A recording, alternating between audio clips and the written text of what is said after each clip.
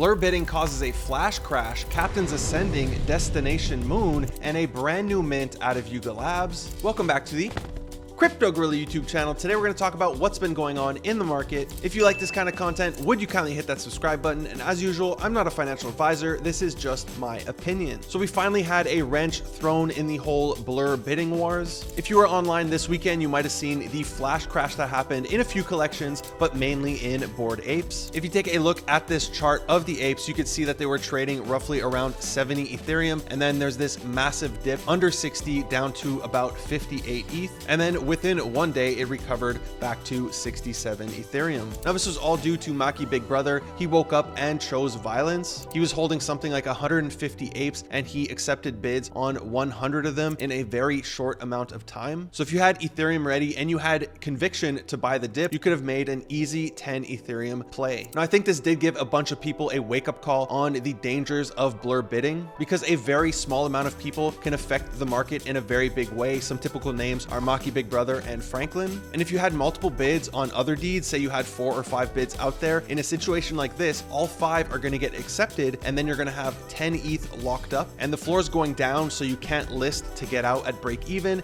and you can't accept bid offers for 1 hour. So it's definitely risky if you want to play that game. We did see some people come out and speak out against Blur, their whole interface, the whole bidding, as well as just incentivizing trading over actually collecting NFTs. This one by xlawyer.eth, he goes on a little rant here saying how it's bad for the market and it's treating NFTs like ish coins with pictures on them, which, to be honest, most NFTs are just that. They have no value. It's just a picture that we're passing from person to person, hoping to make as much profits as we can before the NFT collection goes to zero. Now, I really like Giancarlo's reply here. He says Blur is just pointing out the failure of the creators and that you can't be blaming the market, because the market is going to do what the market wants to do, and that founders or collections need to be building something that actually has value and people want to buy and not just trade. Now, Alex Lin did point out a similar opinion to Blur's trading view, and something else that has come out of this is we're seeing collections start to launch their own marketplaces. Now, granted, Valhalla already had their marketplace in development before the whole Blur thing blew up, and they just recently launched their marketplace. I'm personally not that big of a fan. It's more like a gallery to look at the NFTs, but it's not the ideal buying place. I have a lot of issues with the UI, how it's very bare bones. The filters are kind of tucked away here on the side. And personally, I would much rather use Blur or OpenSea than a website like this, which, to be fair to them, it's brand new. I'm sure they're going to be adding more and more features as they go. However, you do have collections like Rootru pretty much saying they're going to ban all exchanges and they're going to be launching their very own exchange. So I think this is very interesting. I want to see how their volume is going to be affected, because you're adding an extra step for people who want to buy your collection. They're going to have to go onto your marketplace instead of using the traditional ones that they're used to. But I do think we're going to see more and more collections launch their very own marketplaces. You don't have to develop your own. There are white label solutions out there where you don't have to build all the code and build all the infrastructure. You could just plug and play. And Alex had an interesting perspective here. He says he believes the next wave of buyers are going to be buying NFTs directly off the collection's website as opposed to a third-party marketplace, which, to be honest, I'm not sure I agree with. However, I could see it happening where, let's say I want to buy an Azuki or I want to buy Azuki merch. It's really cool to be able to go on the Azuki website. I purchased some merch along with my NFT all in one place. Next, I want to talk about a collection that has been seeing some really healthy growth, and that is going to be the whole Memeland ecosystem. Now, I know when they first launched, a lot of people were talking about how they're going to have a 10 ETH floor price, and typically when people predict that, it doesn't happen. And you know we're spoiled when a bunch of people are complaining that it's only a 5x. However, if we look at the price movement here, it's been just slowly going up from 3.5 Ethereum to finally breaking through a 5 ETH floor. Now, this is definitely more sustainable. Now, while I would love it to have a 50 ETH floor price, something like this is definitely way more sustainable than simply doing a pump and dump in the first few days. And I do feel like many people who are buying into this collection have very strong conviction into Ray and what he's doing. Now, with these sales, we are seeing some price movement in the more rare ones. We saw 2 sales for aliens above 20 ETH, as well as 1 sale above 25 Ethereum. And we're also seeing sales in the Krakens, the Sharks, the Kongs, and the Kaijus. For me, it was between between a kraken or a shark. I really like the sharks. If you haven't seen the art, there's been a sneak peek of the art that some fans made, and we have this meme. It's like the golden shark and the banana shark. So the art is already memeable, and personally I like that, even though it might not be the best looking art. However, I ended up choosing a kraken because I'm hoping it's going to be something like Davy Jones from Pirates of the Caribbean with like the tentacle beard, and hopefully that looks really cool. But if you do have a shark and it reveals to be the art that we've seen, hopefully it could become like the Kevin of this collection. Now, the other thing I'm seeing happening is people are really bullish on the maps, and I don't know how the maps are exactly going to be connected to meme coin. A lot of people are speculating that it's going to be connected to Treasure Island and determine how big of an island you're going to get. I can't speak on the island stuff. I am hoping for meme coin it does function like the blur crates, where the rarity of your maps determines how many tokens you're going to get. And we're actually seeing sales of the least rare Captainz, so the humans sell above floor if they have the most rare maps, being the mythical. We had 2 sales of 3 ethereum above the floor for 1 mythical map, and we had 1 sale of 4 ETH above the floor for 2 mythical maps. So if you're staking and you do reveal a mythical map and then you want to sell it, I would advise to list it above the floor, and hopefully you get a bite. Now, I also went ahead and bought 3 potatoes because Ray has announced that the V2 of staking is going to be starting, which is going to give benefits to the full cruise as well as potato questing. Now, personally, I would like to see more benefits for people who are full stake with a full crew onto their captain, because right now it's just a small percentage increase in getting a mythical map, which for me really hasn't been doing anything. I have 13 specials. Some of those come from when I was minting, as well as 3 extraordinaries, which are basically commons and uncommons. And I'm seeing a ton of people who have 1 or no potatoes hit epic or mythical maps. So ideally, staking a full crew would give you more benefits than just a small percentage. But overall, I'm really liking what I'm seeing. I doubled down on my investment, and the only risk I see here, other than the entire market nuking, is going to be the art reveal. If the art reveal is bad and people don't like it, then obviously we're going to go down. But I do think this project is more than the art, because Ray has holders.com, he has gmgm.com, and he now has pfp.com. So he's trying to build a ton of products, and being the founder of 9gag, he knows how to build products. And hopefully, not only does this make the price go up, yes, I'm always concerned about floor price, but hopefully we onboard a ton of new people into Web3. Now, another collection I have been watching is notable Pepes. Now, the Pepe checks by Vincent Van Dough launched roughly 3 weeks ago for a mint price of 0.0041 or $6.90. It was during the whole checks hype when checks went above 2 ETH. However, the issue here is that there have been 240,000 minted. So the supply is incredibly large. However, they have flipped the script here because it is getting you whitelist for these notable Pepe cards. And like I said, the supply is super high, so getting whitelist is going to be difficult. And even if you get whitelist, it doesn't mean you're guaranteed to mint. They do them in phases. There's over allocation. But as you can see, these cards mint for 0.069, and some of them are trading for 0.5 all the way up to above 4 Ethereum. So that's great returns for anybody who's lucky enough to mint these. So hopefully if they keep doing this, the floor price can go up. The issue really is the number that are minted. There's 240,000 out there, and especially with an 1155 contract, it's really easy to kill floors. And you could see like people are listing 94 at a time. Before, when I was scrolling, I saw somebody had listed over 300 in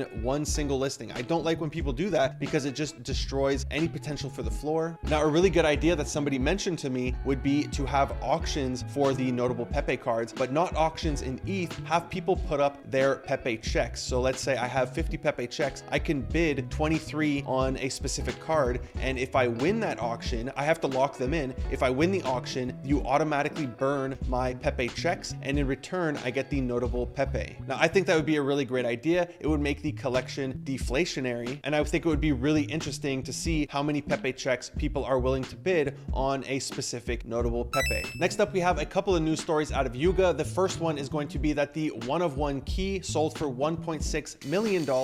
And while I'm sure that mongraal, who is a professional video game player, is already a millionaire due to his career, if not, he is now a millionaire thanks to Web3 gaming. Now, I do hope this gets a positive light in the traditional gaming space, because there is a ton of hate for Web3, which is kind of strange due to people paying thousands of dollars in microtransactions, as well as buying CSGO skins for tens of thousands of dollars. However, over the past few weeks, some notable YouTubers such as Penguins as well as Yongya have made videos giving their opinion on the Dookie Dash game, and it is very negative, very misinformed. There was basically zero research done before making their videos. And while I could understand a lack of research for Charlie, since he just does these point of view videos where he gives his opinion and judges stuff, I expected a bit more out of Yongya, since his videos are doing doing research into games, so I thought they would do more research than simply watching one video and judging everything, the entire ecosystem, all of NFTs based off of one video. And don't get me wrong, I'm a fan of their channels. I really like them, especially Yang. Yeah, I listen to him for video game stuff, but whenever he drops an NFT video, he's done like 4 or 5, it is just blind hate towards NFTs, and there's no logic behind it. He's made up his opinion before even talking about it. So as long as this continues, it's going to give a bad image to Web3, to NFTs, to blockchain gaming, because they have millions of followers who are just going to listen to whatever they say rather than doing their own research. Now, the other bit of news out of Yuga Labs is that they are launching their very own Bitcoin NFTs, which will be using the ordinals protocol. So they will be inscriptions on Satoshis, and they're calling this the TwelveFold. Now, there will be 300 NFTs. They're going to be auctioned off, so there's no whitelist or anything like that. And it's Yuga, so I assume they're going to sell for a pretty penny. Now, I'm not sure if they already inscribed them. If not, it is going to be a collection above 200,000 inscriptions. And as we all know, the lower the inscription number, the more rare the collection is. However, I have been hearing a lot less about ordinals in the recent weeks. The only collection that I still do hear a lot about is going to be the shrooms. But other than that, it seems to have slowed down a lot. I think this is partially due to a lack of wallet as well as marketplace. People just aren't willing to take the risk, and it did seem like somewhat of a fad. Even the ordinal punks haven't had a sale in roughly 8 days. However, if Yuga does manage to pull this off, it could definitely bring life as well as validity back to ordinals. Finally, we got some mint dates out of a few collections. First off, we have Momoguro announcing their mint is going to be on March 2nd. It's going to be a supply of 8,888. The mint price is a bit higher than usual at 0.22, but I do expect this collection to do very well. It is a real studio behind it with actual backing. There's board members from Disney, Pixar, and DreamWorks. The project has a ton of hype, and the whitelist for this one, I don't know where to buy it or sell it. Okay, don't ask me. I always get people DMing me about this, but it is selling for more than 1 Ethereum, meaning there is a ton of hype behind this. So if you were lucky enough to get whitelist, you are going to be able to mint 2. The final collection that has given us some mint information is going to be Magic Batch. The collection size is going to be 420 with a mint price of 0.1 Ethereum, and it will begin minting in early March. I say begin because it's going to be a slow mint over time. They're going to start minting and then interview more and more people to bring them into the project. So if you aren't already whitelisted, don't panic that they've already started minting. You still have a chance, although they do mention there are 15,000 people who have signed up and the supply is only 420. Now, even though this is a collection for the Polygon ecosystem, they are launching it on Ethereum, and the reason for this is that it's supposed to be a gateway for Ethereum people to get exposure into Polygon, which I definitely think is a good move because a lot of us are used to Ethereum and not Polygon. That's it for today's video. If you enjoyed it, be sure to give it a big thumbs up. If you aren't already subscribed to my channel, would you kindly hit that subscribe button, smash that bell notification. Thank you for watching the Crypto Gorilla. Peace.